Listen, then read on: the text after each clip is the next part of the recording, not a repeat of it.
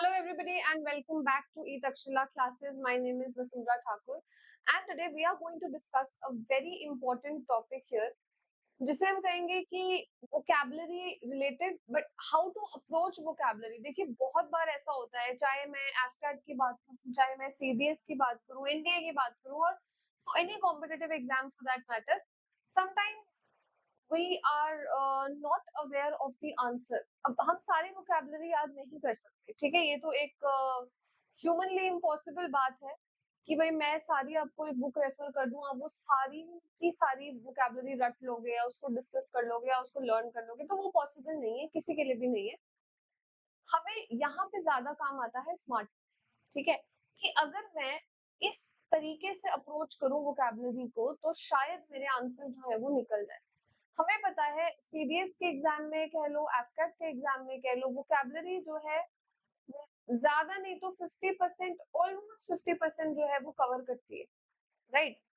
अब उस 50% को हमें बनाना है कि भाई इसमें हमारे मैक्सिमम करेक्ट हो जाए, क्योंकि ग्रामर पे भी हम टोटली रिलाई नहीं कर सकते। कई ऐसे अप्रोच लेके चलते हैं कि हम छोड़ ही दें अगर वो, that is also not possible.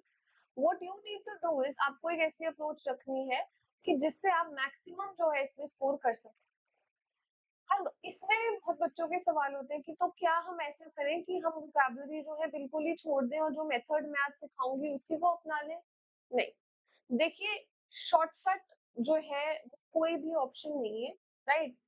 कुछ स्ट्रैटेजीज हो सकती हैं, कुछ ट्रिक्स हो सकती हैं, कुछ टैक्टिक्स हो सकते हैं कुछ सवालों को क्रैक करने के लिए, बट ये नहीं मैं कहूंगी कि फुल प्रूफ आप इसी पे रिलाई करके इसी के भरोसे सब छोड़ दो और बस वोकैबुलरी ऐसे attempt, that is not going to happen.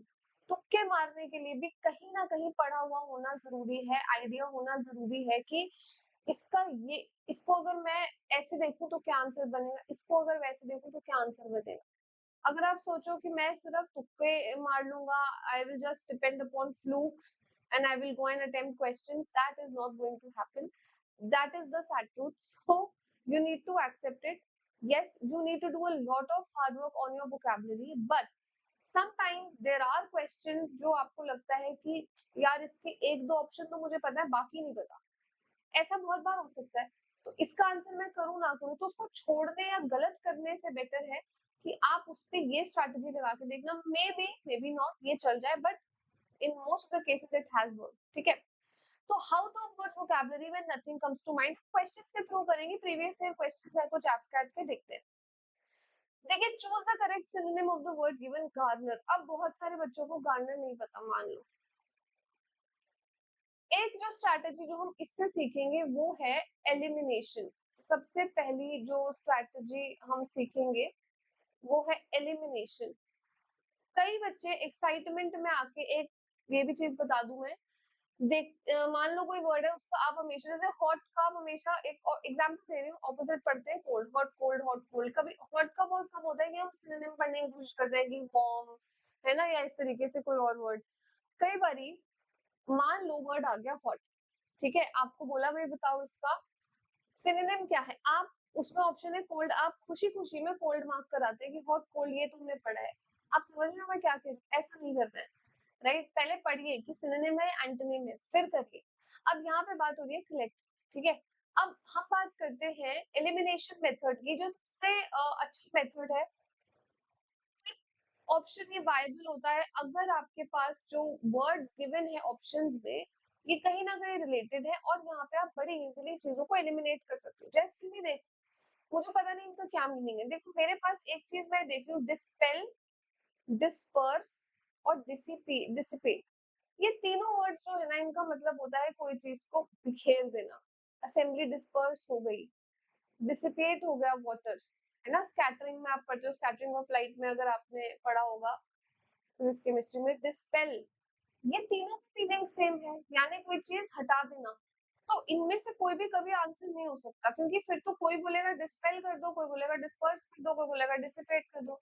यानी हमें वो ऑप्शन चाहिए जो इन तीनों से अलग हो। इन तीनों से अलग एक ही ऑप्शन है, वो है इकट्ठा करना, कोई चीज को फैला देना और इकट्ठा करना। सो गार्डनर का मतलब ही होता है to collect, to harness, to generate. तो एलिमिनेट करके ऑप्शंस को हमने बड़े ही इजीली निकाल लिया। क्लियर है?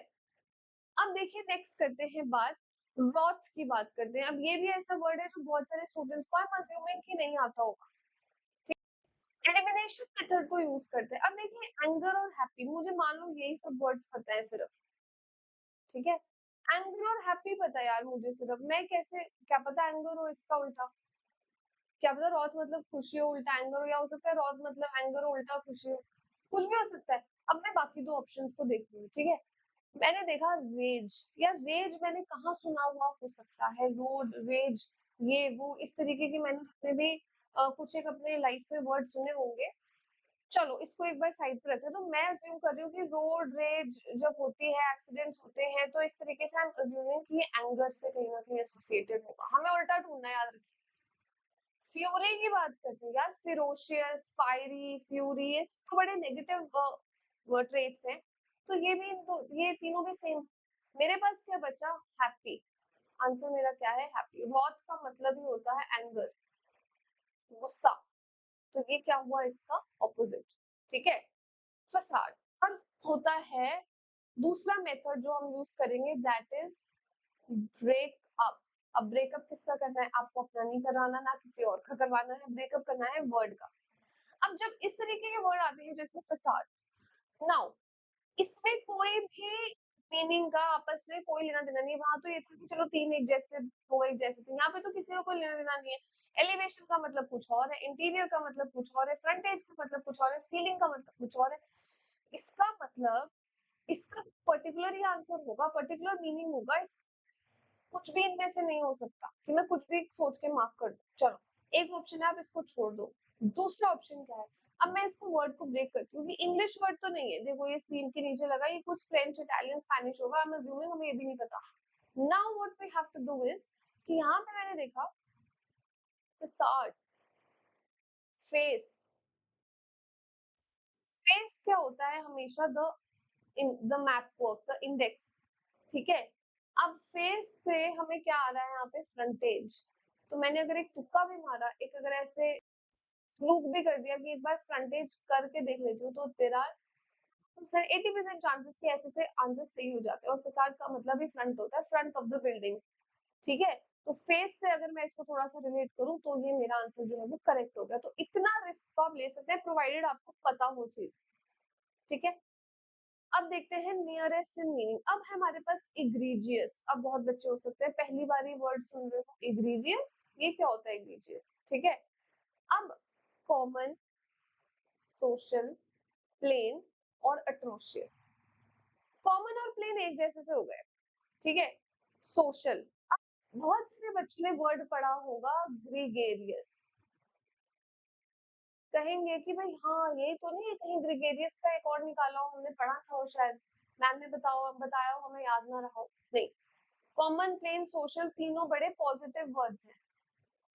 We have to find the word which is nearest in meaning. So when you look at egregious, it means disgusting. Atrocious का मतलब होता है लोगों पे atrocities करना, ये भी एक नेगेटिव वर्ड है। तो ये इसका आंसर है, सिंपल। अब आता है हॉटी। हॉटी का ऑपोजिट बताना है हमें। अगेन देखो यहाँ पे लिखा है प्राउड, एरोगेंट, स्नोबिश, मॉडेस्ट। हमें मान लेते हैं एरोगेंट और प्राउड पता है, स्नोबिश हमें पता ही नहीं, हम इसको 2 मिनट छोड़ देते हैं। क्या मॉडेस्ट हमेशा प्राउड का ऑपोजिट ही रहेगा? मॉडेस्ट मतलब जो हम्बल, एरोगेंट भी हमेशा इसका ऑपोजिट ही रहेगा। स्नोबिश हमें पता ही नहीं, इसको छोड़े देते हैं। हॉटी का भी उल्टा हमेशा, ये दोनों मीनिंग हो सकते हैं, ये दोनों सेम है, तो हॉटी का उल्टा क्या रहेगा? मॉडेस्ट। फोर्थ, एलिमिनेट करिए जितना कर सकते हैं ऑप्शन को, और आसान हो जाएंगी चीजें। तो देखिए एब्जोर, इसका भी हमें क्या बताना है? मीनिंग बताना है। इसमें से अच्छे कैसे होंगे जो सेम सेम निकल जाएंगे? देखो हमने कहा डिसओन, अप्रूव, सैंक्शन या पेट्रोनाइज। अब हमें ना पेट्रोनाइज का मतलब ही नहीं पता कि क्या होता है, ठीक है? हमें पेट्रोनाइज का मतलब ही नहीं पता कि क्या होता है। तो अब हम बाकी ऑप्शंस देखते हैं। देखिए डिसओन का मतलब क्या होता है? किसी चीज को त्याग कर देना, क्या कर देना? गिव अप कर देना, ठीक है? अप्रूव का मतलब हमें पता है क्या होता है, ठीक है। Then we have sanction, then we have sanction क्या होता है, हम बोलते हैं लोन सैंक्शन हो गया हमारा। कहाँ सुना है मैंने ये वर्ड, हमारा ना लोन सैंक्शन हो गया, मतलब लोन अप्रूव हो गया, लोन पास हो गया। अप्रूव का मतलब ये होता है पास हो जाना कोई चीज। तो मेरे पास कहीं ना कहीं देखा जाए तो ये दोनों मतलब तो सेम है, ये कभी भी नहीं हो सकते मीनिंग, हमें तो कुछ उल्टा चाहिए, क्योंकि कोई बोलेगा एब्जोर मतलब सैंक्शन, कोई बोलेगा अप्रूव, तो गलत हो जाएगा, ये दोनों ही नहीं हो सकते कभी भी, ये दोनों तो सेम है। हमें कुछ अलग चाहिए, अलग है हमारे पास डिसओन। और डिसओन क्यों मार्क किया, पेट्रोनाइज क्यों नहीं मार्क किया, क्योंकि पास या अप्रूव मतलब एक्सेप्ट करना, डिसओन मतलब त्याग देना, क्योंकि कहीं ना कहीं इसका ऑपोजिट है, और इसलिए ये एब्जोर का क्या है मीनिंग। चले आगे, रेप्रिमांड। अब देखो अगेन हमें बताना है इसका meaning, rebuke, praise, compliment, comment. हमें पता है कमेंट करना किसी को मतलब होता है तारीफ कर देना, प्रेज भी वही हो गया, किसी को कॉम्प्लीमेंट करना भी उसकी तारीफ करना होता है। तो बचा क्या, हमारे पास बचा है रिब्यूक। रेप्रिमांड रिब्यूक मतलब किसी को ह्यूमिलिएट करना। अगर आपको अच्छे से वोकैबुलरी करनी है ना, कुछ ऐसे वर्ड्स करने हैं जो हर साल आते ही आते हैं, तो आप जरूर मेरा एक प्लेलिस्ट है 50 वर्ड्स यू मस्ट नो, उसको देखिए। उसी के साथ आप टेलीग्राम चैनल ज्वाइन कीजिए इंग्लिश विद वसुंधरा, और वहां पे आपको डेली क्विज मिलेगा, बहुत सारा कंटेंट मिलेगा, उसमें मैंने वीकली बुकलेट्स जो है डाली हुई हैं, वो आप सॉल्व कीजिए, आपका काफी सारा वोकैबुलरी जो है वो कवर हो जाएगा, और कुछ नहीं तो आपने रीड तो किए हुए होंगे कम से कम वर्ड्स। अब बात आते हैं कॉन्डुइट। अब हमें ये नहीं पता क्लोजर कोलोसल, देखो पेट जिन्होंने कॉम्पिटिटिव की तैयारी करी उन्हें पता है कोलोसल मतलब ह्यूज होता है, क्लोजर मतलब कोई चीज जैसे बंद हो गई, रिफ्यूजल भी मतलब क्या होता है कोई चीज रिफ्यूज हो गई, तो हमें समझ नहीं आ रहा ये दो तो नहीं हो सकते। कॉन्डुइट, देखो कोई चीज कॉन्डुइट यानी कंड्यूस करना, कोई चीज को कंडक्शन, कंडक्शन क्या होती है, एक से एक स्टेप से दूसरे, दूसरे स्टेप से तीसरे जाना। डक्ट क्या होता है, एसी डक्ट, एसी का डक्ट है मतलब पैसेज, कॉन्डुइट का मतलब होता है डक्ट, रास्ता, ठीक है। टेम्पोरल, वर्ल्डली, अर्थली, अपोजिट बताना है हमें। टेम्पोरल में वर्ल्डली अर्थली तो सेम है, इसको छोड़ ही देंगे, ये दोनों तो कुछ भी नहीं हो सकते, कभी भी नहीं हो सकते, ना ऑपोजिट हो सकते हैं ना मीनिंग हो सकते हैं। अब बचा सेक्युलर और रिलीजियस।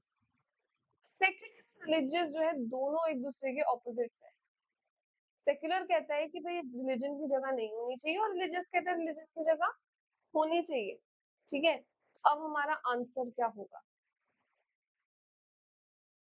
देखो टेम्पोरल ऐसी चीज है जिसका रिलीजन से कोई लेना देना नहीं है। अब अगर मैं एक चीज देखूं तो वर्ल्डली, अर्थली और रिलीजियस ज्यादा मैचिंग है, सेक्युलर ज्यादा मैचिंग है। देखो टेम्पोरल का उल्टा वो चीजें हैं जो हेवनली है, स्पिरिचुअल है, जिनका इस धरती से कोई लेना देना नहीं, जो मटेरियलिस्टिक नहीं है।